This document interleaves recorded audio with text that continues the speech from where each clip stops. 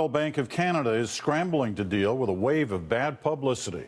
A CBC investigation revealed earlier this week that the bank is laying off some Canadians and contracting their work out to a foreign company.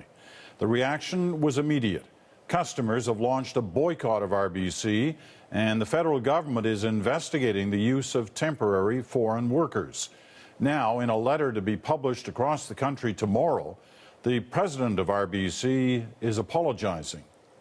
Gord Nixon says the bank should have been more sensitive and helpful to the affected employees. Earlier in the week, the bank had said the employees could apply for other jobs. Now, Nixon says all will be offered new jobs. He also promises that Canadian client call centres will remain in Canada. And he says a new program will soon be announced to help young people gain experience at RBC. The CBC's Kathy Tomlinson broke the story about RBC outsourcing work to an Indian company. Tonight, she brings us this exclusive report on that billion-dollar company, iGate. As Canadian IT workers see their jobs disappear to outsourcing by banks, these workers here from India say they lived in fear of upsetting their former employer, iGate. The threat is always there. So in a way, you will not be able to concentrate even on your work. The threat's always there of being sent back to India. Yes. So it's not a very comfortable way to work. Yes, it's not secure. Job is not secured.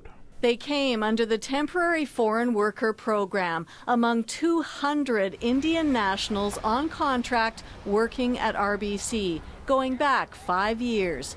Constantly uprooted, shuttled between Canada and India on rotation.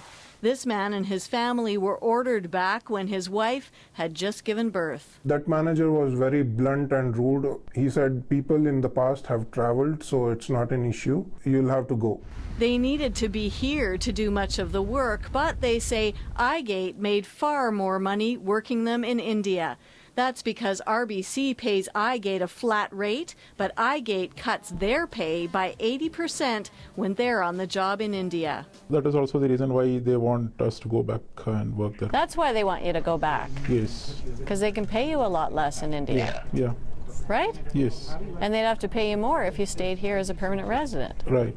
iGate wouldn't even send them here in the first place, they say, unless they signed a contract, barring them from trying to stay. If they did apply for permanent resident status, they or their families would owe the equivalent of $6,000, half a year's salary in India. You've got a black mark on you now in India, don't you? Yes.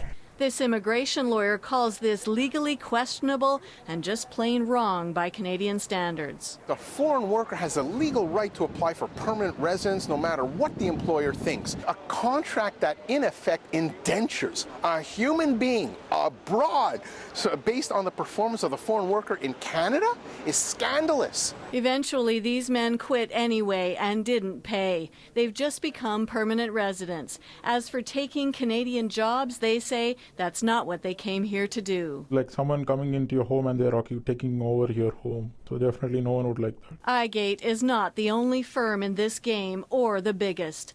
Dozens of bank workers and managers told us all the major banks have hired various firms from India. We're told they all operate essentially the same way. We asked iGate for an interview but got no answer. RBC is the firm's second biggest client, and the bank paid iGate more than $100 million last year. Peter? Kathy Tomlinson in Vancouver tonight. Thanks, Kathy.